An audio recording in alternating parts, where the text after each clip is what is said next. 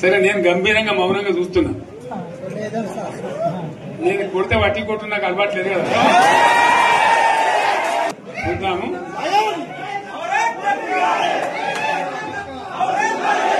నా రోజులు కానీ అన్నట్టుగా నేను చూస్తా ఉన్నా. కానీ మనోళ్ళందరూ కూడా ప్రతిపాదిస్తుంది ఏంటంటే, ఒక సంవత్సరం జరిగిపోయింది, సంగమేశ్వర ఆన్నే పన్నది, బసవేశ్వర ఆన్నే పన్నది, పాలమూరు ఉత్పత్తుల పథకం ఆన్నే పన్నది, కాళేశ్వరం అట్లనే పెడుతున్నారు.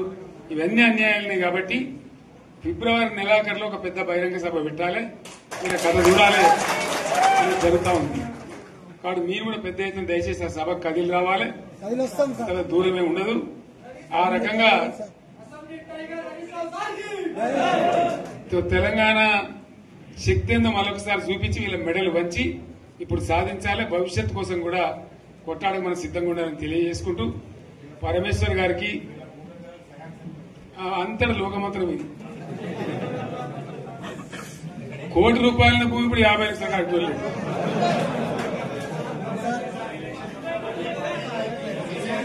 ఈ ఒక్కని బాధ ఒక ఆయన వచ్చింది, మన ఒక ఆయన ఒక 10 మంది వచ్చారు హైదరాబాద్కి. అందులోకి 2 ముస్లిం సోదరులు వచ్చారు. साहब सोब तबाह हो गया, इफलासी मुफलसी बच्चों क्या दबे होगा. तुम्हारा क्या हुआ बहन, तुम्हारा क्या हुआ, तुम हैदराबाद में तुम लोग हैं. मेरा कारोबार है साहब, मेरा छोटा मोटा कारोबार है, होटल भी है. 70% गिर गया है. हर कोई पूछ रहे, हर कोई केसीआर को याद कर रहा है सामान. వాళ్ళు మాట్లాడుతున్నారు.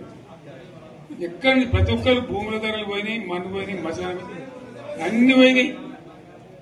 ఎంత మంచిగా 4 ఎకరాల రైతు నేను 4 కోట్ల ఆసామని అనుకుంటుండే. అంత ధీమా ఉంది, ఎంత బాగుండే. హైదరాబాద్ నుంచి అడిగితే కూడా వచ్చి మనం ఇవ్వకపోదాం భూములు, డిమాండ్ పెరగానని. అంత బ్రహ్మాండంగా మారుమూల ప్రాంతంలో కూడా 40 లక్షలు 50 లక్షలు ఎకరానికి ఉండే. అటువంటిది సగానికి సగం పడిపోయి మొత్తం నాశనం చేశారు. వీళ్ళు ఇట్లే వదిలిపెడితే ఇంకింత నాశనం అవుతుంది. కాబట్టి మనం కొట్లాడాల్సిందే. నేను ఇంకొక మాట మీకు చెప్తా. ఎలక్షన్లలో నేను మస్తుగా చూసిన 50 ఏళ్లలో పార్టీలు గెలితే ఓడతాయి. ఇంత మాయలు ఏడాది లోపలనే కాంగ్రెస్ పార్టీ దొరికితే కొడతాం రానంత గొప్పగా.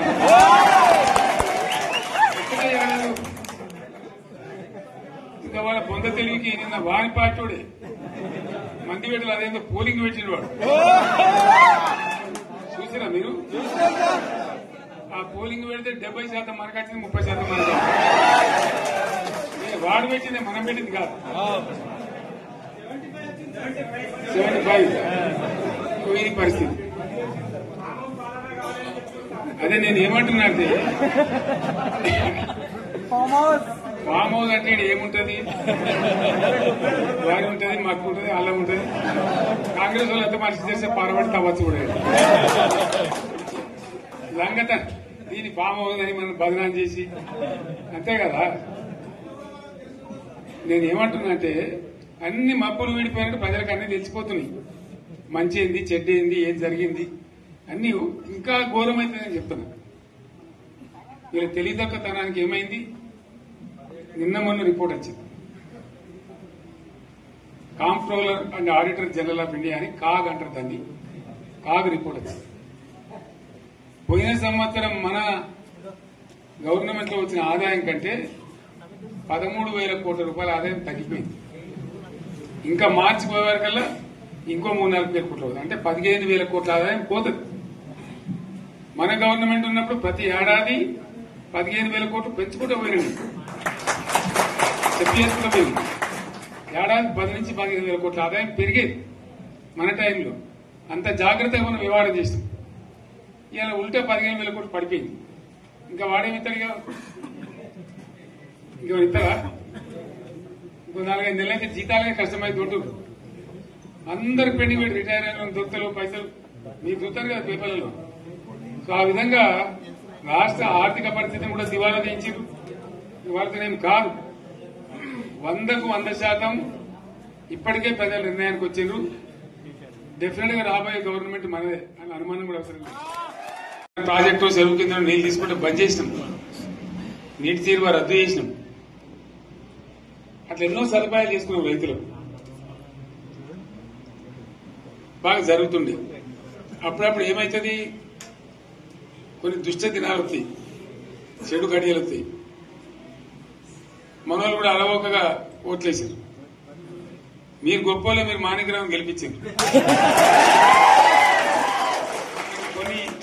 కొన్ని నియోజకవర్గాలలో అత్యాశకు పోయి నేను చెప్పిన కూడా అప్పుడు మంది మాటలు పట్టుకొని మారమానం పోతే మళ్ళీ వరకు ఇల్లు కాలిపోతారు.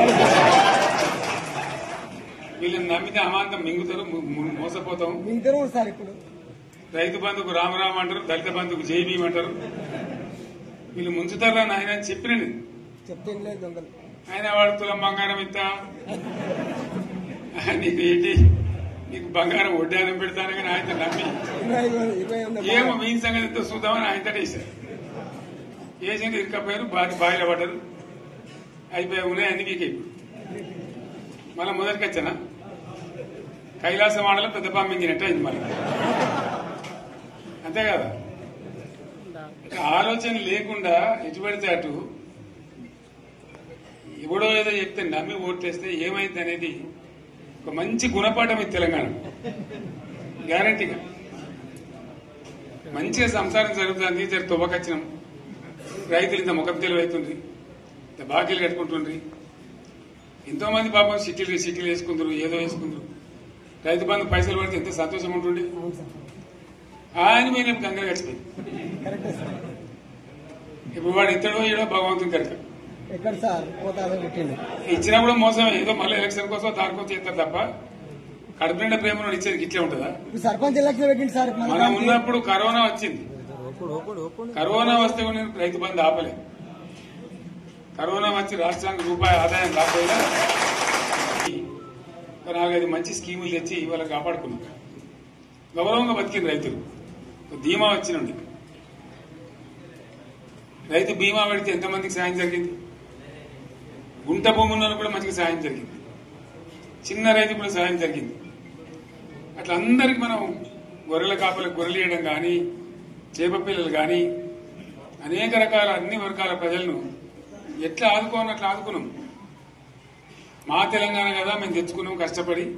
మా వాళ్ళందరి పైకి రావాలి. కాంగ్రెస్ గవర్నర్ ముస్లింలు ఓట్లేసుకున్న తప్ప ముస్లింలకు మనం చేసిందా? ఇమాం మౌజన్లకి మన జీతం ఇచ్చిందా?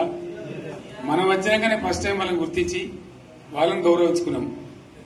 ముస్లిం మైనార్టీ పిల్లలకు, మన గిరిజన పిల్లలకు, మన ఎస్సీ పిల్లలకు, మన బీసీ పిల్లలకు ఎంత మంచి రెసిడెన్షియల్ స్కూల్ పెట్టుకున్నాం.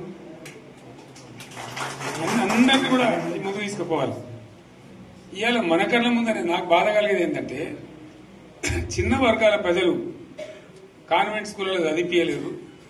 వాళ్ళ పిల్లలు కూడా బాగా చదవాలని చెప్పి ఎస్సీలకు, బీసీ, మన మైనార్టీ సోదరులకు గురుకుల పాఠశాలలు పెట్టారు. అద్భుతమైన చదువు చదువుకునే వాళ్ళు. ఇవాళ మొత్తం రోజు బడి పిల్లలు విషాహారము, కడుపు నొచ్చుడు, బాధపడు, పురుగులు అన్నం పెట్టుడు. పిల్లలు వెళ్ళిపోతున్నారు ఆ స్కూళ్ళ నుంచి, ఇళ్ళకి వెళ్ళిపోతున్నారు. తల్లిదండ్రులు కూడా భయపడి తీసుకుపోతున్నారు. ఏం ఘోరం ఇది నాకు అర్థం కాదు. మళ్ళీ ఇది చేసిన కూడా ఇప్పుడు మళ్ళీ అదే కాంగ్రెస్ పార్టీ. అంతేనా? మళ్ళా పాత కాంగ్రెస్ మోపైంది, మళ్ళా కరెంటు కోతలు మోపైనాయి. వెనకాలం ఇంకేం గతి అవుతుందో మార్చి చెప్పి ఏమవుతుందో. ఇంకా కరెంటు కోతలు మోపైనాయి, మంచినీళ్ళు సరికొత్తలు, అడిగే నాతులు లేడు. ఎవడన్నా గట్టిగా నిలదీసినట్టు వారికి పోలీసు నిలబట్టేయడం.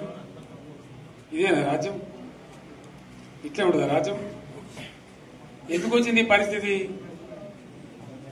చెప్తా. నాకు తెలిసి నాకేం గుర్తులేదు. నేనేమంటున్నా అంటే, ఇట్లా అనేక పనులు చేసుకున్నాం మనం. గోదావరి నుంచి నీళ్లు తెచ్చుకున్నాం.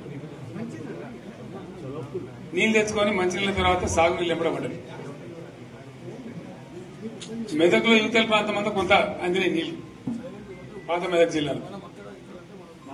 మీదికి మిగిలిపోయినాయి మన 2 తాలూకాలు, నారాయణఖేడ్, జైరాబాద్. వాళ్ళకి నీళ్లు రావాలి. ఎట్లా రావాలి గోదావరి నీళ్లు? సింగూరు ఒక టైంలో నిండుతుంది, ఒక టైంలో నిండదు. మరి నిండినప్పుడు ఎట్లా గోదావరి నీళ్ళే దిక్కు. సింగూరు నుంచి లిఫ్ట్ చేసి సంగమేశ్వర, బసవేశ్వర 2 లిఫ్ట్లు పెట్టుకున్నాం. 2 తాలూకాలకు రెండింటికి కూడా లక్ష ఎకరాల పైచీలకు వచ్చేట్టు ఎకరాల నీళ్ళ చెట్టు పెట్టుకున్నాడు. మళ్ళీ మన నుంచే కావాలి, మళ్ళీ ఇది లైన్లోకి రావాలి. అందరు మంచిగా ఉండాలి. ఎందుకంటే మనకు మన పార్టీకి కులం లేదు, మతం లేదు, జాతి లేదు. తెలంగాణలో ఉన్న ప్రతి బిడ్డ మనోడే. వాళ్ళు ఏ మతం ఉన్నారు, ఏ కులం ఉన్నారు మనకు అవసరం లేదు. ఈ తెలంగాణ బార్డర్ గీత లోపలిన బిడ్డలు అందరు మనోళ్ళే, అందరు బాగుపడాల్సిందే. ప్రతి ఒక్కరికి న్యాయం జరగాల్సిందే. ఆ న్యాయం జరిగి ఆ ఫలితాలు తెలంగాణకు వచ్చేదాకా ఇంకెవ్వడు కొట్లాడాడు, ఎవరితో కాదు. అది అబద్దాల పంచాంగం. మళ్ళా మనమే కొట్లాడాలి. అంతేనా? పక్క మాటేనా ఇది? కొట్లాడదాం కదా. ప్రాణం పోయినా సరే తెలంగాణకు రక్షకులు మనమే. తెగించి కొట్లాడాల్సిందే. తెలంగాణ హక్కులను కొట్లాడాల్సిందే. మనమే కొట్లాడి తీరాల్సిందే. అలా రెండవ మాట లేదు. కాబట్టి దయచేసి అవసరమైన సందర్భంలో మీ జిల్లా నాయకులు పిలిపిస్తారు, రాష్ట్రం నుంచి నేను కూడా పిలిపిస్తాను. మీరు సిద్దపడి ప్రత్యక్ష ప్రజా పోరాటాలు లేవదీసైనా సరే మన ప్రాజెక్టులు సాధించుకోవాలి, మన నీళ్లు సాధించుకోవాలి, మన ప్రజలకు అన్యాయం జరుగుతుంటే ఎదురు తిరగాలి, కొట్లాడాలి. తప్పకుండా ప్రజలకు న్యాయం చేసేదాకా మనం ముందు పోతూనే ఉండాలి. తెలంగాణ కోసమే బయలుదేరిన జెండా గులాబీ జెండా. తెలంగాణను సాధించింది గులాబీ జెండా. తెలంగాణను మంచిగా చేసి లైన్లో పెట్టింది గులాబీ జెండా. భారతదేశంలో నంబర్ 1 అనేక విషయాల్లో చేసి సాధించి చూపెట్టింది గులాబీ జెండా. కాబట్టి దయచేసి నేను మీ అందరిని కోరేది, మీకు మంచి ఎమ్మెల్యే ఉన్నాడు మాణిక్రావు గారు. ఆయన నాయకత్వంలో మంచిగా పనిచేసి మంచిగా ముందుకు పోయి చాలా చక్కగా మంచి ఫలితాలు భవిష్యత్తులో సాధించాలి. పరమేశ్వర్ పాటిల్ గారికి, వారు వెంట వచ్చిన మిత్రులకు నేను ప్రత్యేకంగా ధన్యవాదాలు చెప్తా ఉన్నాను. ఇటువంటి కార్యకర్తలు, ఇటువంటి నాయకులే పార్టీకి పట్టుబొమ్మలు, తెలంగాణ జాతి రత్నాలు. తెలంగాణకు ప్రమాదం వచ్చిందన్నప్పుడల్లా ఇటువంటి బిడ్డలే ఎక్కడో లేచి నిలబడి వాళ్ళ మా తెలంగాణని ఆ సోయి చూపెడతా ఉన్నారు. మీరు నడిచిన 140 కిలోమీటర్ల పాదయాత్ర వృధా పోదు. ప్రజలందరూ కూడా మేము చూసాం. దాంట్లో తోపట కూడా మీతో ఎంతో మంది మాట్లాడింది, అడిగాను మిమ్మల్ని ఎందుకు పాదయాత్ర ఇస్తున్నాను. మీరు కూడా అందరికి చెప్పాను, అంతే కదా. మీకు కూడా అర్థమైంది ప్రజలు ఎంత వ్యతిరేకం ఉన్నదనేది. సో ఆ రకంగా మీ పాదయాత్ర వృధా పోదు, మీ కష్టం వృధా పోదు. తప్పకుండా రాబోయే రోజుల్లో విజయం మనదే. అయితే మన విజయం మన కోసం కాదు, అది తెలంగాణ విజయం కావాలి, తెలంగాణ ప్రజల విజయం కావాలి, తెలంగాణ రైతుల విజయం కావాలి అని మనవి చేస్తూ మరొకసారి పరమేశ్వర్ను వారి బృందాన్ని అభినందిస్తూ